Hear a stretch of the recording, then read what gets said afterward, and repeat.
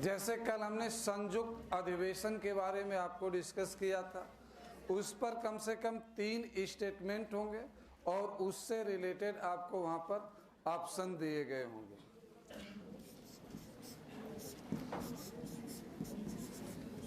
संसद के संयुक्त अधिवेशन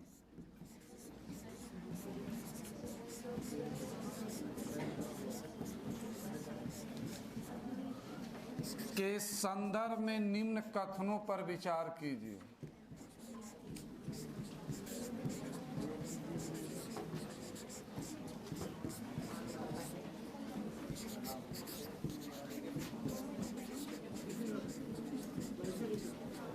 पहला स्टेटमेंट है,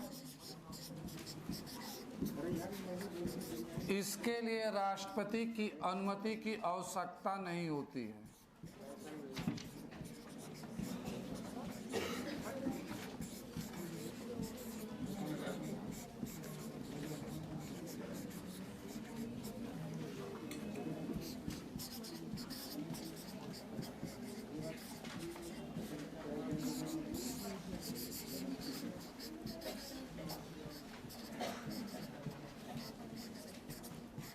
इसके अंतर्गत विशिष्ट बहुमत से विधेयक को पारित करना होता है।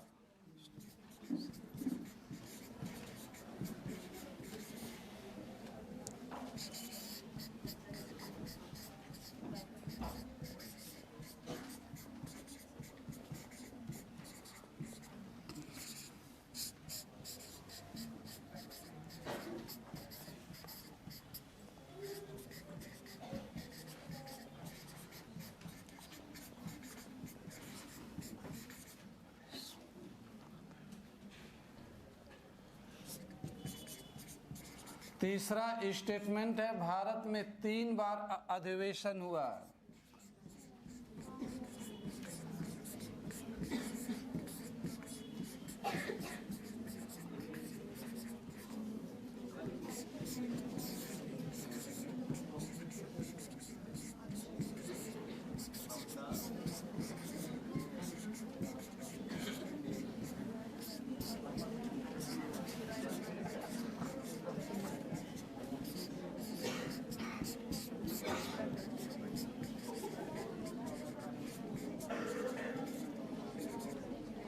कोई नहीं। देखिए, हमारा पहला स्टेटमेंट था कि भारत में संसद के संयुक्त अधिवेशन के लिए राष्ट्रपति की अनुमति की आवश्यकता नहीं होती है। सेकेंड स्टेटमेंट है, इसके अंतर्गत विशिष्ट बहुमत से विधेयक को पारित करना होता है। थर्ड स्टेटमेंट है कि भारत में अब तक 3 बार जो है अधिवेशन बुलाया गया है। इसके बाद हमने जो है आपको विकल्प उपरोक्त में कितने कथन सही है, केवल 1 कथन सही है, 2 कथन सही है, सभी 3 कथन सही है, या चौथा इनमें कोई नहीं। यूपीएससी का जो लेटेस्ट पैटर्न है उस पर हमने आपको दिया है। तो अब आप देख कर बताओ कि इसमें पहला कथन सही है कि गलत है। सब लोग सहमत हैं पहला कथन से, पीछे के लोग क्यों गलत है? राष्ट्रपति के पूर्वानुमति की आवश्यकता। पहला कथन गलत हो गया। दूसरा कथन, इसके अंतर्गत विशिष्ट बहुमत की आवश्यकता होती है, साधारण। तो दूसरा कथन भी गलत हो गया। जब पहला कथन गलत हो गया, दूसरा कथन गलत हो गया, अब फिर है तीसरा, भारत में अब तक 3 बार बुलाया गया। तो कितने कथन सही हुए? 1। तो आपका उत्तर क्या बना? A। केवल 1 कथन सही है। इसी प्रश्न को दूसरे तरीके से भी पूछा जा सकता है, केवल 1 सही, केवल 2 सही, 1 2 दोनों सही, 2 3 सभी सही। तो जो यूपीएससी पिछले वर्ष अपने पैटर्न में बदलाव लाया, थोड़ा पूछने का तरीका, पहले कौन कौन कथन सही है पूछे जाते थे। पिछले वर्ष इसके साथ साथ एक नया पैटर्न दिया कि उपरोक्त में कितने कथन सही हैं। तो पहला कथन गलत था, दूसरा कथन गलत था, तीसरा सही था। इसके लिए सामान्य बहुमत की आवश्यकता होती है, विशिष्ट बहुमत की आवश्यकता नहीं होती। क्लियर हुआ? एक प्रश्न देकर के फिर हम टॉपिक पर आ जाएंगे। एक प्रश्न, कल हमने आप लोगों को धन विधेयक के बारे में डिस्कस किया था, कुछ याद आ रहा है? अब अगला टॉपिक हमारा धन विधेयक को संदर्भ में ही है।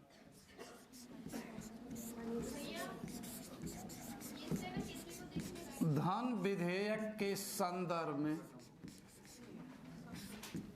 निम्न कथनों पर विचार कीजिए।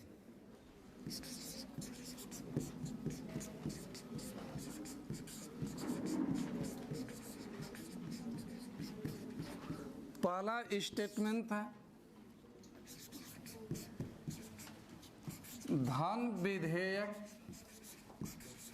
के विवाद के संदर्भ में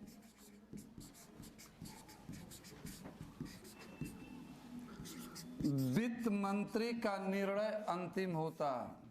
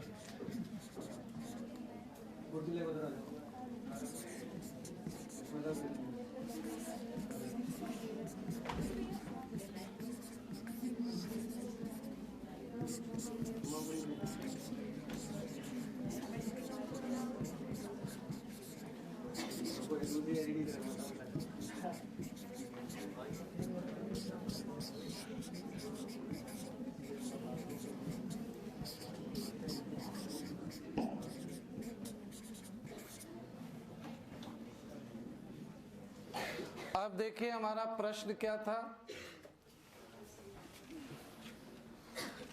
धन विधेयक के संदर्भ में कितने कथन, निम्न कथनों पर विचार कीजिए। धन विधेयक के संदर्भ में अंतिम निर्णय वित्त मंत्री का होता है। यह सही है गलत है? गलत है। अगर किसी विधेयक को लेकर कोई मतभेद उत्पन्न हो जाता है कि वह विधेयक धन विधेयक है या नहीं है, तो यहाँ पर अंतिम निर्णय किसका होता है? लोकसभा अध्यक्ष का होता है। तो पहला कथन गलत हो गया। दूसरा, धन विधेयक को राष्ट्रपति लौटा सकते हैं। धन विधेयक को राष्ट्रपति लौटा नहीं सकते हैं, न रोक सकते हैं। दूसरा कथन भी गलत है। तीसरा कथन, धन विधेयक पहले राज्यसभा में प्रस्तुत किया जाए, यह गलत है। धन विधेयक राज्यसभा में नहीं, लोकसभा, यह भी कथन गलत हो गया। तो हमारा विकल्प क्या था? केवल एक, केवल दो, तो आंसर क्या बनेगा? डी बनेगा। तो जो आजकल चाहे यूपीएससी हो या राजस्थान लोक सेवा आयोग हो, डायरेक्ट क्वेश्चन न पूछ करके वह इनडायरेक्ट कर रहे हैं। कई जानकारी आपसे वह एक ही प्रश्न में लेना चाहते हैं। डायरेक्ट क्वेश्चन होता तो सीधे वह आपसे पूछते कि धन विधेयक के बारे में विवाद होने पर अंतिम निर्णय कौन देता? लोकसभा अध्यक्ष, उपराष्ट्रपति, वित्त मंत्री, वित्त आयोग का अध्यक्ष जो था। तो एक ही इंफॉर्मेशन मिलती। लेकिन आपको आईक्यू की जांच करने के लिए, आपके नॉलेज की जांच करने के लिए एक प्रश्न में वह कई जानकारी आपसे लेना चाहते हैं। क्रिकेट की भाषा में कहें तो आपको वह ऑलराउंडर के रूप में देखना चाहते हैं। केवल आपको एक प्रश्न की जानकारी वह नहीं चाहते हैं। क्लियर हुआ? कल मैंने धन विधेयक के बारे में भी आपके साथ चर्चा किया था। तो 2 प्रश्न हमने आपको इसलिए दिया कि हम जानना चाहते थे कि आपने कुछ रिवाइज किया कि नहीं किया, इसे देखते हुए दिया। तो मेरा अनुमान गलत था, मैं सोच के आया था कि रिवाइज नहीं किए होंगे, आप कहोगे कि शाम तक तो गए यहाँ से, तो रिवाइज करने का समय कहाँ मिला। लेकिन ऐसा नहीं है, आपने रिवाइज किया, इसके लिए आप साधुवाद के पात्र हैं, बहुत बहुत धन्यवाद। तो अब आगे हम आपको जो है, अब हम टॉपिक पर आते हैं। जैसे जैसे हम टॉपिक आगे बढ़ते जाएंगे, आपके लिए अभ्यास को क्वेश्चंस भी हम देते जाएंगे। अभी हम आपको स्टार्ट करने जा रहे हैं। ब्रेक के पहले हमारा टारगेट 3 टॉपिक कंप्लीट करने का है। आवाज नहीं आ रही, टेक कहाँ गए हैं?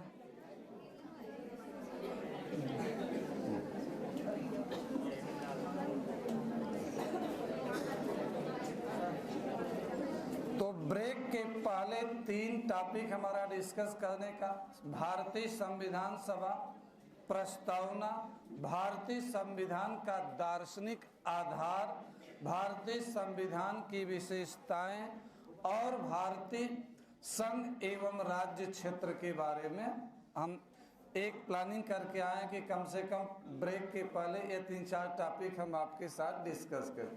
अब कितना डिस्कस कर पाते हैं ये अलग बात है, लेकिन हमारी प्लानिंग पहले से इन्हीं 3 टॉपिक को लेकर के है।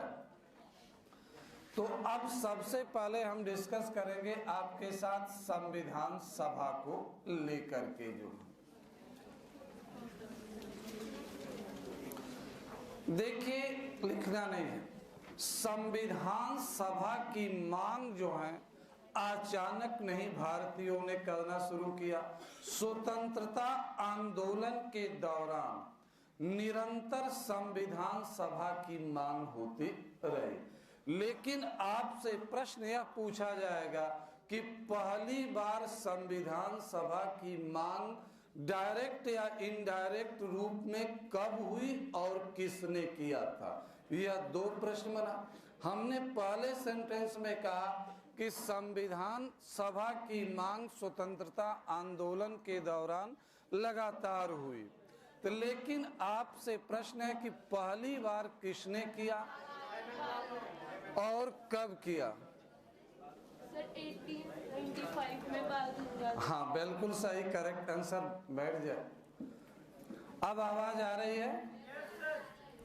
तो देखिए, पहले संविधान सभा होती क्या है? संविधान सभा कुछ लोगों का एक समूह होती है। संविधान सभा में विशेषज्ञ सदस्य भी होते हैं, राजनीतिक पृष्ठभूमि के लोग भी होते हैं, सामाजिक पृष्ठभूमि के लोग भी होते हैं। सामान्य तौर पर कहा जाता है कि संविधान सभा कुछ लोगों का एक समूह होती है जो संविधान बनाने का कार्य करती है। संविधान सभा का मुख्य दायित्व होता है संविधान का निर्माण करना होता। संविधान सभा एक प्रकार से राष्ट्रीय सरकार के रूप में काम करती है। कल मैंने राष्ट्रीय सरकार की परिभाषा आपको बताया था कि राष्ट्रीय सरकार में सभी दलों के प्रतिनिधि होते हैं। उसी प्रकार संविधान सभा में भी देश में जो भी राजनीतिक दल होते हैं उनके प्रतिनिधि होते हैं। यहाँ तक कि संविधान सभा में निर्दलीय सदस्य भी होते हैं। भारतीय संविधान सभा के प्रारूप समिति में भी निर्दलीय सदस्य थे। तो संविधान सभा एक विशेषज्ञ संस्था के रूप में कार्य करती है। संविधान सभा विशेषज्ञ संस्था के रूप में काम करती है। संविधान सभा एक प्रतिनिधिमूलक संस्था, रिप्रेजेंटेटिव बॉडीज के रूप में काम करती है। सामान्यतया संविधान सभा का नेचर जो होता है इंक्लूसिव होता है, समावेशी होता है। संविधान सभा में सभी वर्गों, सभी क्षेत्रों, सभी जातियों या संप्रदायों के लोगों को यथासंभव प्रतिनिधित्व देने का प्रयास किया जाता है। संविधान सभा का मुख्य कार्य जो होता, देश की आवश्यकताओं के अनुसार विधायी प्रारूप तैयार करना, संविधान तैयार करना होता। संविधान सभा का उद्भव पहली बार संयुक्त राज्य अमेरिका और फ्रांस में देखने को मिलता है। संयुक्त राज्य अमेरिका और फ्रांस के बाद ही दुनिया के अन्य देशों में संविधान सभा का गठन किया जाने लगा। स्वतंत्रता आंदोलन के दौरान भारतीयों ने भी अपने लिए संविधान की मांग किया। भारतीयों ने कहा कि हमारे लिए संविधान अपना होना चाहिए और उस संविधान का निर्माण हम खुद करें। हमारे लिए एक संविधान सभा या एक विशेषज्ञ संस्था बनाई जानी चाहिए। लेकिन एक संगठित रूप में, व्यवस्थित रूप में संविधान सभा की मांग पहली बार बाल गंगाधर तिलक ने किया। उन्होंने एक विधेयक बनाया था जिसे स्वराज विधेयक कहा जाता है। इस स्वराज विधेयक में बाल गंगाधर तिलक ने संविधान सभा की मांग किया था। तो संविधान सभा की मांग पहली बार कब हुई?